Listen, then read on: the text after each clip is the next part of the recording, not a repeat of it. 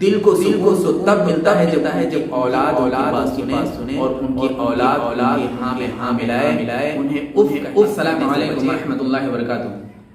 اللہ رب العزت نے والدین کے حقوق ادا کرنے کے تعلق سے جو قانون بنایا وہ تھوڑا سا ہمیں سننے میں سخت لگتا ہے، کیونکہ فرمایا کہ اما یبلغن عندک الکبر احدہما او کلاہما فلا تقل لہما اف ولا تنہرہما، کہ ان میں سے اگر یہ تمہارے موجودگی میں ان بڑھاپے کی حالت کو پہنچ جائیں، ان میں سے کوئی ایک یا دونوں، تو تم انہیں اف تک نہ کہو اور انہیں جھڑکنا بھی نہ مت۔ یعنی اف کہنا ہمیں منع کر دیا گیا، اف تک نہیں کہہ سکتے۔ اف کہنے کا مطلب یہ ہے کہ ہم ان کے کسی بات پر ہم ناراضگی دکھائیں، اپنا ماتھا سکوڑیں اور کہیں اف آپ نے یہ کہہ دیا۔ اصل میں اللہ رب العزت یہ چاہتا ہے کہ میرا بندہ اپنے والدین کے ساتھ حسن سلوک کرنے والا بن جائے، اسی لیے اس نے حکم دے دیا کہ خبردار تمہیں اف نہیں کہنا ہے۔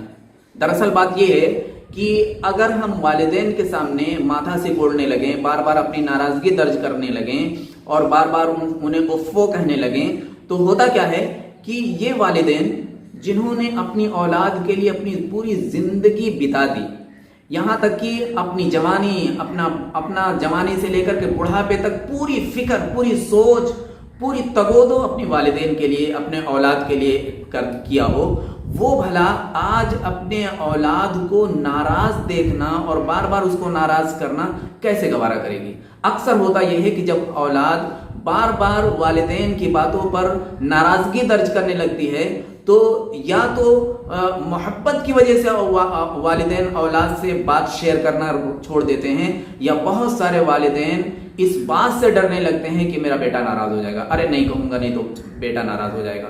اکثر ان کے چہروں پہ یہ خوف نظر آنے لگتا ہے کہ یہ بات کہوں گا تو بیٹا بھڑک جائے گا، یہ بات کہوں گا تو بیٹا ناراض ہو جائے گا۔ مثال کے طور پر آپ اپنے پڑوسی سے یا اپنے کسی رشتہ دار سے کوئی چیز مانگیں اور وہ انکار کر دے، یا دے اور دیتے وقت ناراضگی ظاہر کرے، تو آپ بار بار تو اس سے جب بھی مانگنے جاتے ہیں وہ ناراض ہوتا ہے، ناراضگی دکھاتا ہے یا انکار کر دیتا ہے یا باتیں بناتا ہے، تو پھر آپ اس سے مانگنا چھوڑ دیں گے، کیونکہ کسی آدمی کی غیرت یہ گوارا نہیں کرے گی کہ ارے اس کو برا لگتا ہے میرا مانگنا، اس کو برا لگتا ہے مجھے بات کرنا، تو پھر آپ چھوڑ دیں گے۔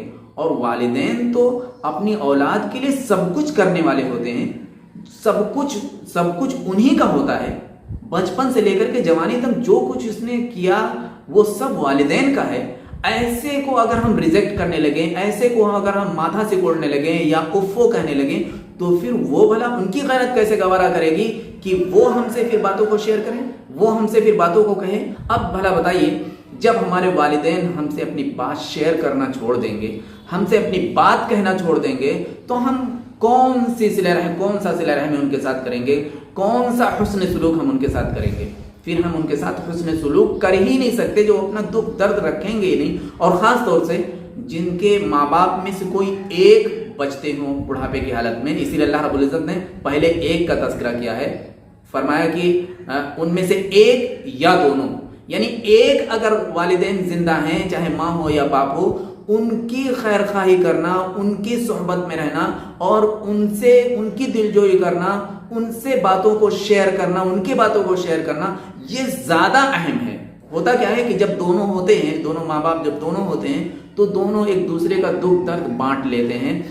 اولاد کیا کر رہی وہ اپنا دونوں ایک دوسرے کا دکھڑا سنا لیتے ہیں۔ لیکن جب ایک زندہ ہو تو اب وہ کس سے کہنے جائے گا؟ اگر اس کی اولاد اس لائق نہیں ہے کہ وہ ان سے اپنی بات کہہ سکے، تو پھر دنیا کا کوئی انسان، کسی انسان کو وہ اپنی بات شیئر کرنے سے ڈرتے ہیں، اپنی بات شیئر کرنے سے بچتے ہیں، اور کوئی فائدہ نہیں ان کو ملتا۔ دل کو سکون تو تب ملتا ہے جب ان کی اولاد ان کی بات سنے اور ان کی اولاد ان کی ہاں میں ہاں ملائے، انہیں اف کہنے سے بچے، ان کی باتوں پہ ناراض نہ ہو۔